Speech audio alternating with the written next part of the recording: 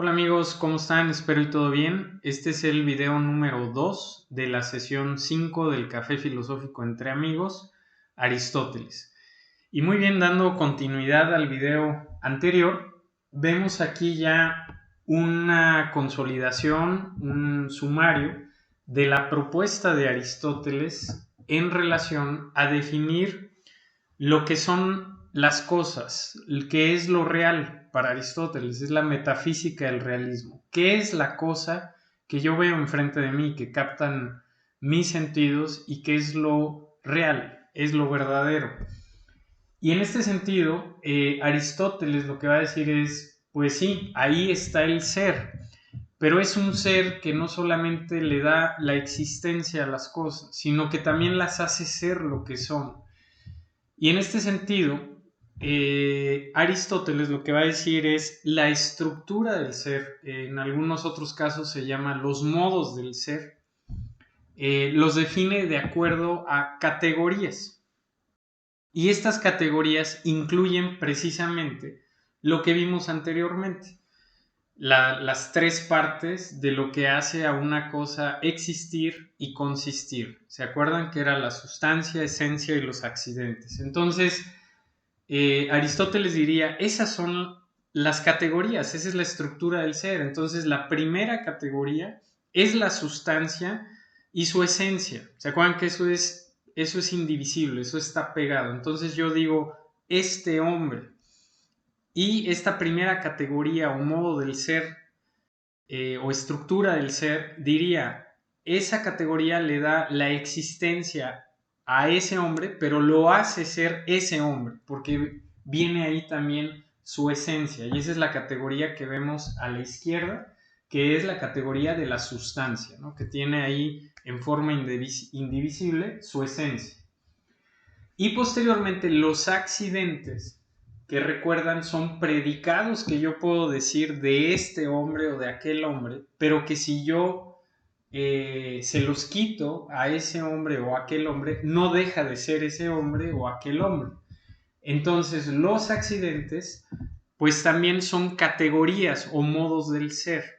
Para Aristóteles, estas categorías o accidentes no son ocurrencias, no son aleatorias, no son azarosas, sino que tienen una estructura en la cual es la misma estructura del ser. Entonces, lo que va a decir Aristóteles es que hay diferentes categorías y habla, digo, voy a mencionar algunas, aquí las podemos ver en la pantalla, como la de cantidad. Y entonces yo digo, bueno, aquel hombre que estoy observando, ok, existe, es hombre porque tiene una esencia de acuerdo a unos predicados que lo hacen ser hombre, como se acuerdan, el ser viviente, eso es parte de la esencia de todo hombre, entonces aquel hombre, pero también yo puedo decir, aquel hombre delgado, y entonces ese accidente, porque el hombre puede ser hoy delgado, pero mañana gordo y no va a dejar de ser ese hombre,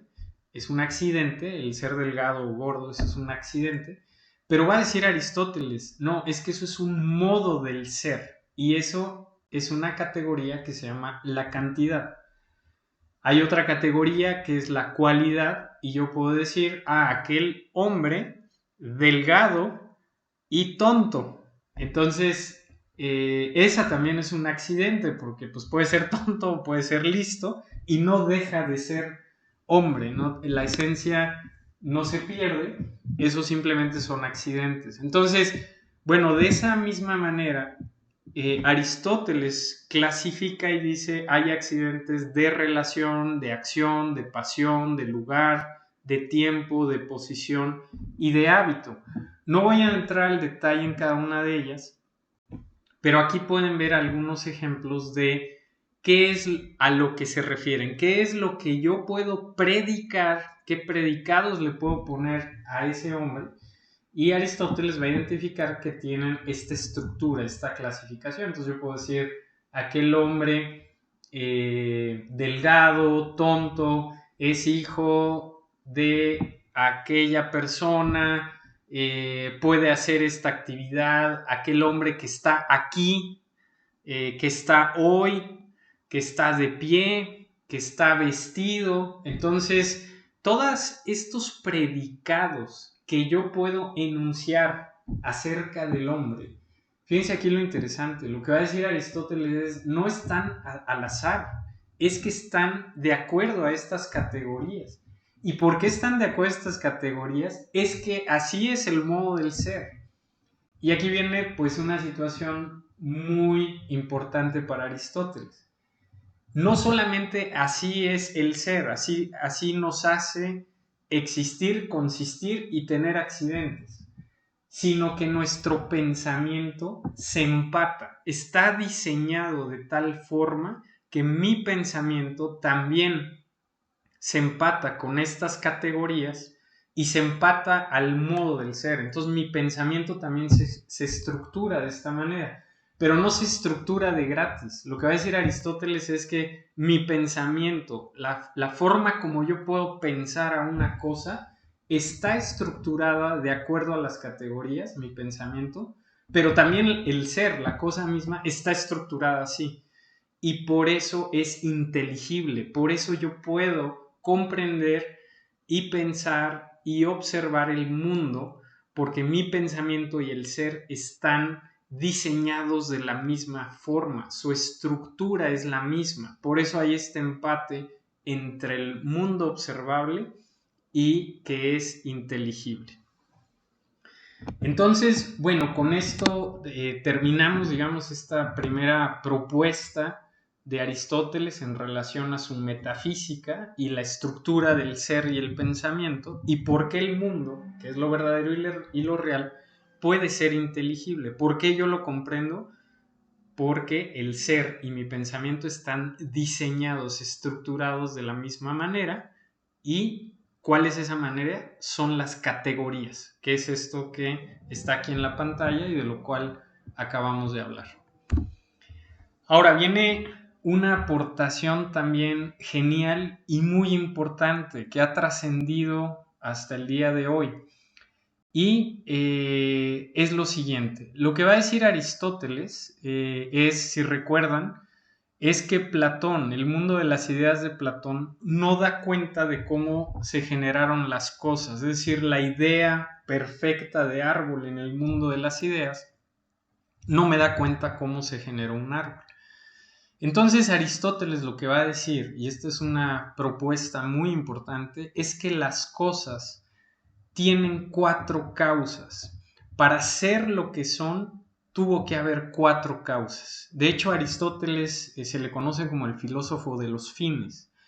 Y vamos a ver por qué. Voy a usar este ejemplo. Si ven aquí en la pantalla, tenemos la estatua de mármol de Sócrates. Entonces, Aristóteles nos diría, ¿quieres entender cómo se generó o por qué se generó esta estatua de mármol de Sócrates? Tienes que pensar siempre en las 4 causas. ¿Cuál es la primera causa? Le llama, es la material. Pues esta estatua de Sócrates necesita un material, en este caso es mármol. Si yo no tengo la causa material, el mármol, yo no tendría esta estatua. En este sentido, esto se asemeja al arjé de los presocráticos, ¿recuerdan? Los pitagóricos dirían, no, lo que hay detrás de la estatua y de todas las cosas, pues es los números y la relación entre ellos, ¿no? Parménides diría, es el ser, y los presocráticos hablaban de una causa primera de todo lo que existe, el arjé. Entonces fíjense cómo ya Aristóteles supera esto y dice, no, eso es solamente una de las causas. Fíjense aquí lo interesante. La siguiente causa se llama la causa formal. Esta estatua está hoy aquí debido a que fue el modelo intelectual, fue el diseño intelectual de su escultor. Si no hubiera sido un modelo intelectual de alguien, esta estatua no existiría como la vemos hoy aquí en la imagen. Esa es la causa formal.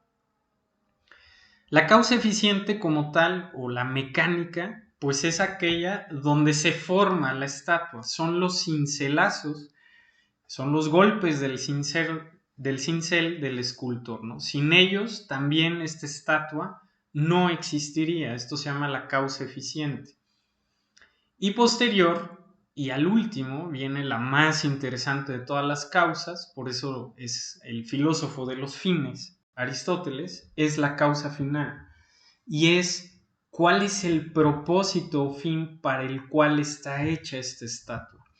Y entonces alguien diría, bueno, pues tú tiene un propósito estético, un propósito educativo, pero sin este propósito también esta estatua no existiría. Y bueno, lo que va a decir Aristóteles es todo lo que existe proviene de estas cuatro causas. Y aquí vendría una reflexión muy interesante, estimados, que esto lo veremos más adelante en otro video, es el hombre. ¿Cuál es su causa material, formal, eficiente y final? Lo voy a decir de esta manera. Si yo estoy aquí, pues me va a decir Aristóteles, bueno, pues estás aquí como causa material, pues por la materia orgánica, ¿no? Todo lo que me compone, los átomos, las células, ok, es una causa material. Pero si estás aquí es que también fuiste el plan de alguien. Alguien en forma inteligente te creó y eres el plan de alguien. También por eso estoy aquí, nos diría Aristóteles. Estoy aquí por una causa eficiente, es decir, sí, todo el tema de reacciones biológicas, físicas, químicas, que hacen que mi cuerpo se conforme como estoy conformado. Esta causa eficiente es mecánica, ¿no? Entonces diríamos, pues quizá aquí está mucho el tema, por ejemplo, de la evolución misma, ¿no? Yo estoy aquí debido a la evolución y pues debido a mis padres y debido a todas las leyes naturales, ¿no? Físicas de este universo. Entonces, pero fíjense aquí lo interesante, va a decir Aristóteles, sí, pero no solamente estás aquí por eso, sino estás aquí por un propósito. Y yo no podría comprenderme, de acuerdo a una versión aristotélica, sin encontrar o definir también mi propósito. Entonces, con estas cuatro causas, Aristóteles nos va a decir que son imprescindibles para poder definir o responder a la pregunta ¿por qué se generó una cosa? Un hombre, un caballo, una piedra, un ser humano. Tendríamos que ver estas cuatro causas. Y bueno, todavía viene una reflexión más interesante, no solo a manera individual, no un propósito individual, sino si lo vemos como humanidad, ¿cuál es la causa final de la humanidad? ¿Cuál es el propósito de la humanidad? Y bueno, eso también lo vamos a ver más adelante. Pero al final, digo, aquí lo relevante es estos conceptos, es una aportación muy importante dentro de la metafísica de Aristóteles y que hasta hoy trasciende, ¿no? O sea, en lo general, incluso fuera de un ámbito académico, definitivamente todos nos vemos influidos el usar estas cuatro causas cuando queremos responder de por qué una cosa existe, ¿no? ¿Por qué está ahí un semáforo? Pues vemos estas cuatro causas. ¿Por qué está esta persona ahí? Aunque no tengamos la respuesta exacta, pero intuitivamente nos vamos y respondemos vía estas cuatro causas, ¿no? Entonces, bueno, esto hace una superación muy importante a los presocráticos y Platón e introduce un término también muy importante que se usa mucho en filosofía y es el concepto de teleología. Aquí lo pueden ver en la pantalla. La teleología es el estudio de las causas finales. Las cosas y eventos en el universo ocurren no solamente por un hecho mecánico, sino hay un propósito, un fin. Entonces, normalmente, independientemente de las creencias, religiones, que no hayan estudiado filosofía o sí, normalmente, casi todas las personas cuando hablamos en relación a las causas, a los propósitos de las cosas, de los eventos, esto quiere decir que hablamos desde un punto de vista teleológico, que hay un orden que tiene en sí la teleología, es decir, todo está sucediendo por algo. O ocurrió algo, ya, bueno, es que ocurrió porque pues va a pasar esto también, ¿no? Muy coloquialmente lo dicen, ¿no? Cuando nos pasa algo grave o alguna situación, pues decimos, bueno, todo pasa por algo. Bueno, pues estamos siendo completamente aristotélicos y nos referimos a la causa final. Estamos siendo teleológicos. Entonces, lo que quiero decir con esto es que esto está muy incrustado en nuestras creencias, en nuestro lenguaje, aunque no lo sabemos. Y bueno, ¿de dónde viene? Pues de Aristóteles. Ahí es donde surge todo este concepto de las cuatro causas. Y bueno, pues con base en esto, inevitablemente la metafísica de Aristóteles va a desembocar en su teología. Y voy a hablar de su teología y cómo conceptualiza este ámbito Aristóteles. Bueno, lo que va a decir Aristóteles, algo muy importante, es lo siguiente. El universo como tal, la existencia del universo la considera eterna. Este es el pensamiento clásico de los griegos. Su razonamiento, ya lo habíamos comentado, es nada puede surgir de la nada. Entonces lo que existe siempre ha existido. Pero la pregunta de Aristóteles es, y acuérdense ya con este concepto de las cuatro causas, es, bueno, está bien, existe, ¿no? En un sentido de Parménides, ¿no? El ser da la existencia y ha sido eterno y ahí está, ¿no? Pero, ¿por qué existe como existe? ¿Por qué las cosas son como son y son lo que son? Y en este sentido, lo que va a decir Aristóteles es, todas las cosas que existen en el universo son contingentes, no son necesarias. Si yo dejo de existir, nada pasa en el universo. Si deja de existir ese árbol que estoy viendo, o esa mesa, o esa otra persona, no pasa nada en el universo. No somos necesarios, somos contingentes, transitorios.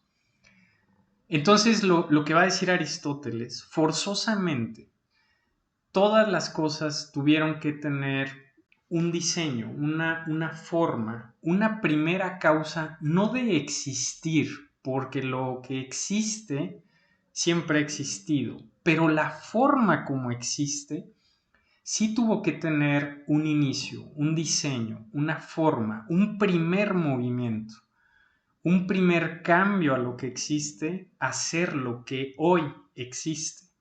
Y este primer motor inicial, este primer arquitecto, este primer ser supremo que le da la forma al universo, lo considera, lo conceptualiza como Dios.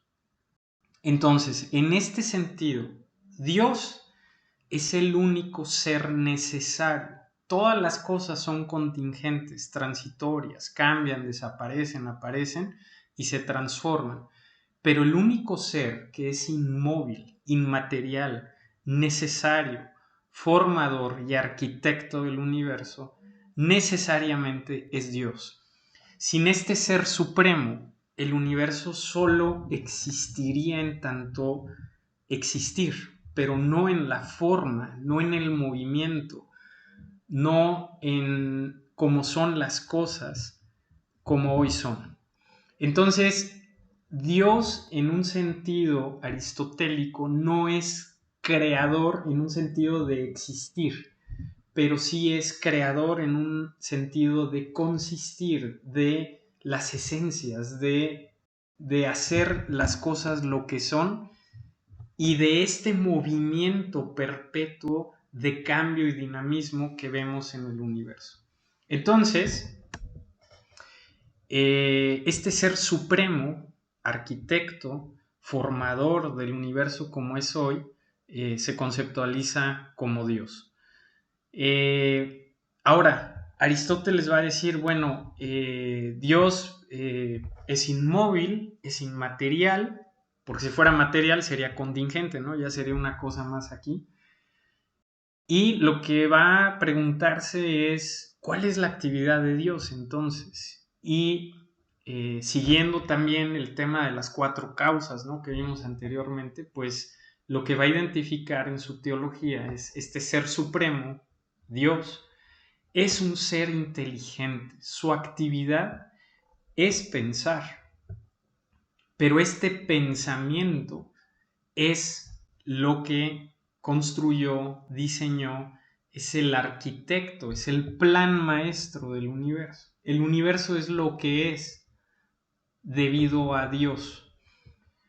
Entonces, el Dios de Aristóteles, en este sentido, es un Dios muy diferente al Dios de la mayoría de las religiones. Es un ser supremo, no tiene forma, no tiene una forma material, es un ser inmaterial, pero es un ser inteligente, es un ser formador, arquitecto, creador del universo en el sentido de cómo es, no en el sentido de que existe. Es un Dios que no creó el universo, sino lo ordenó y puso en movimiento de acuerdo a su inteligencia. En este sentido, no es un Dios que se preocupa por nosotros, que interviene aquí en el universo. Es un acto puro intelectual de arquitectura y orden de la realidad. Entonces, estimados, de forma muy resumida, esta es la teología de Aristóteles. Y si se dan cuenta, aunque sea en un aspecto teológico, conecta con su metafísica que acabamos de ver antes de este slide.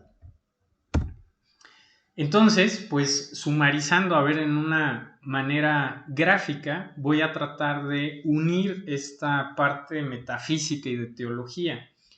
Y lo que vemos aquí es, en la parte de arriba, pues es a Dios, el ser supremo, aquel motor inicial de todo, aquel arquitecto, inmóvil, inmaterial, necesario y sabio, inteligente. Entonces, este Dios, este ser supremo, pone en movimiento aquello que siempre ha existido, al universo, y lo pone en movimiento, de acuerdo a Aristóteles, en el universo supralunar, es decir, lo voy a decir de esta manera, todo lo que está de la luna hacia arriba, porque Aristóteles conceptualiza en forma geocéntrica al universo, es decir, que la Tierra está en el centro. Entonces, la Tierra está en el centro, arriba de nosotros está la luna, y todo lo que está arriba de la luna, lo supralunar, eso fue lo que inicialmente puso en movimiento el ser supremo. Esa parte del mundo supralunar identifica a Aristóteles que está en movimientos circulares, y es obvio, es lo que uno observa. Cuando ve hacia arriba, pues uno ve en movimiento circular los astros, la luna, y dice, ese fue el primer ordenamiento y movimiento de este gran arquitecto.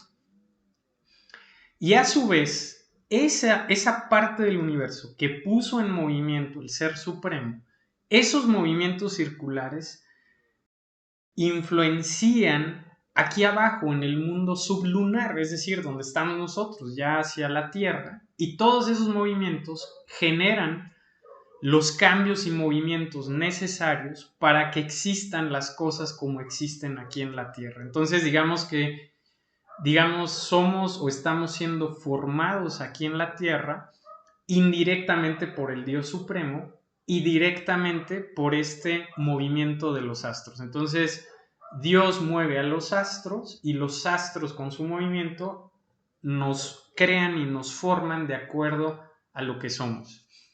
Entonces, de esta manera conceptualiza que la materia, el ser, el existir, no lo crea Dios, sino que solo configura nuestra esencia, nuestra consistencia y las categorías del ser. Eso es el plan de Dios, eso es la forma como ordenó y constituyó al ser Dios. Y bueno, entonces, en ese sentido, la existencia, la materia y su consistencia, la forma de cada materia, pues es lo que son las cosas, ¿no? Que son sustancias contingentes y que son y dejan de ser por el movimiento del universo, que es de acuerdo al plan y pensamiento de Dios. Y bueno, también la otra parte importante es, por ejemplo, vemos aquí un caballo en la imagen y diríamos, el caballo existe y consiste, es decir, existe y aparte hay una esencia que lo hace ser caballo, pero también es inteligible. También yo lo puedo conocer ese caballo porque acuérdense que el ser está ordenado de acuerdo, estructurado de acuerdo a las categorías, pero mi pensamiento también fue ordenado de esa manera. Entonces hay un empate y yo lo puedo conocer. Entonces es inteligible y también muy importante, si está ahí y lo puedo conocer, pues no es un acto del azar. Es porque es el plan de Dios, es el pensamiento de Dios, de este ser supremo. Y las cosas del mundo sensibles, pues son reales y verdaderas, pero muy importante, contingentes, es decir, son transitorias, son finitas y en algún momento pues dejarán de ser lo que son. Y bueno, continuando con el tema de metafísica y teología, también derivamos ya muy conectado al ámbito de conocimiento en Aristóteles. Y lo que nos va a decir, esto proviene mucho del libro de Lecciones Preliminares de Filosofía de García Morente, es lo siguiente.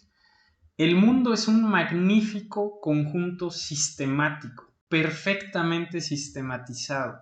No deja resquicio a nada irracional, a nada incomprensible. Todo en él es explicable por esencia y por pensamiento. Acuérdense, todo en él es explicable porque la estructura del ser es la misma estructura con la cual se diseñó mi pensamiento de acuerdo a ese plan de Dios. Entonces Dios hizo el universo como es y nos hizo como somos y pensamos para que podamos conocer ese universo. Eso es lo que nos diría Aristóteles. Y en el sentido de conocimiento, acuérdense que para Aristóteles todo empieza por los sentidos, todo empieza a través de observar, ahí empieza el conocimiento. Una vez que vamos conociendo, observando, nosotros vamos a empezar a crear los conceptos, a identificar las esencias de qué es lo que hace a un caballo ser caballo y encontrar cuál es su esencia y qué partes que vemos en los caballos son accidentes y no son su esencia. Y ahí, en este conocer, formamos conceptos. Y una vez que formamos conceptos muy refinados, en el momento que observamos un caballo, de acuerdo a estos conceptos, emitimos un juicio y decimos, esto es un caballo, porque ya hemos refinado mucho esos conceptos que partieron de observar a muchos caballos. Y finalmente, a partir de tener varios de estos juicios, pues se va conformando nuestro razonamiento complejo, nuestra comprensión y entendimiento del universo, de todo lo que existe. Inclusive sin tener una experiencia ya inmediata, ¿no? Porque ya llegamos a un punto de refinar y comprender estos conceptos que ya al momento de tenerlos muy refinados, pues yo llego y observo una cosa y le aplico ese concepto y digo, esto es un caballo, esto es una piedra. Y entonces el conocimiento se va refinando y llega hasta la sabiduría misma, ¿no? Pero siempre parte a partir de la experiencia. Entonces este concepto pues es muy ligado, por ejemplo, al conocimiento científico, ¿no? Entonces en este sentido, la concepción del conocimiento es muy similar a lo que hoy abarcamos y tenemos definido como el conocimiento científico.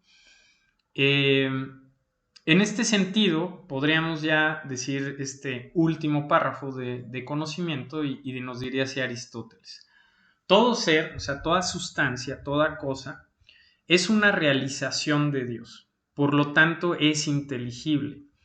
El ser humano tiene el privilegio sobre los demás seres de tener una chispa de pensamiento, de participar en la inteligencia divina. El hombre debe pensar. El acto humano por excelencia es pensar. Conocer, pues conocer el mismo pensamiento de Dios, que es las cosas, el universo. Entonces, para Aristóteles, la actividad suprema del hombre es esta vida intelectiva, esta vida de conocer, del pensamiento, de la sabiduría. Hay un término que posteriormente va a aparecer que es la vida contemplativa. Esa es la actividad suprema del hombre. Contemplativa se refiere mucho a esta situación de pensamiento, de conocer, de debatir los conceptos, de seguir conociendo las cosas en el universo. Entonces, esta es la esencia o la actividad suprema del hombre para Aristóteles. Entonces, en este sentido, si se dan cuenta, y por eso es un sistema filosófico, el conocimiento como tal también está argumentado desde su metafísica y desde su teología. Entonces no podemos conceptualizar o entender a lo que se refiere Aristóteles con este sistema de conocimiento si yo no entiendo su metafísica y su teología. Muy bien, pues vamos a pasar ya a hacer un resumen de esta parte, de estos primeros 2 videos, que es metafísica, teología y conocimiento en Aristóteles, y también lo voy a retomar mayoritariamente de García Morente y unas frases del libro de metafísica de Aristóteles. Entonces voy a leerlas y serían de la siguiente forma el resumen. Todos los hombres tienen el deseo de saber. De hecho, así abre el libro de metafísica Aristóteles. Que por cierto es un libro que les recomiendo, estimados, es muy interesante.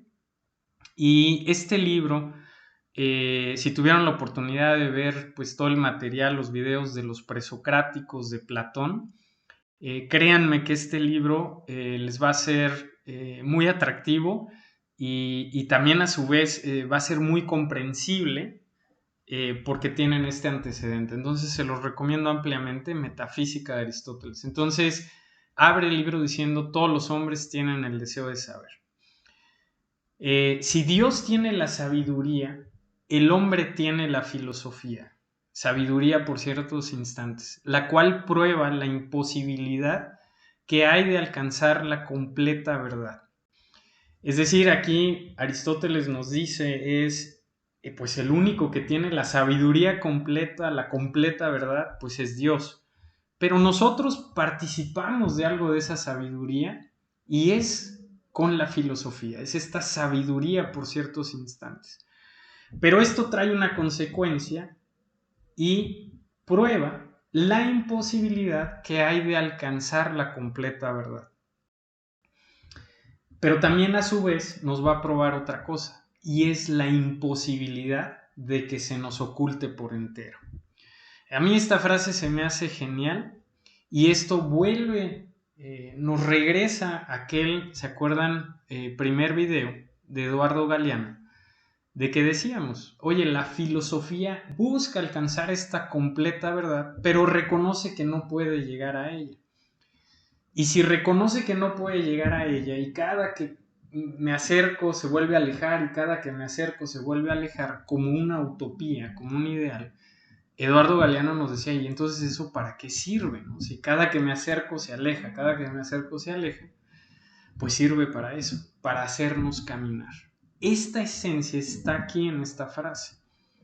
Hay una imposibilidad de alcanzar la completa verdad, pero también con la filosofía hay una imposibilidad de que se nos oculte por entero, ¿no? Entonces estamos en ese camino, en la filosofía.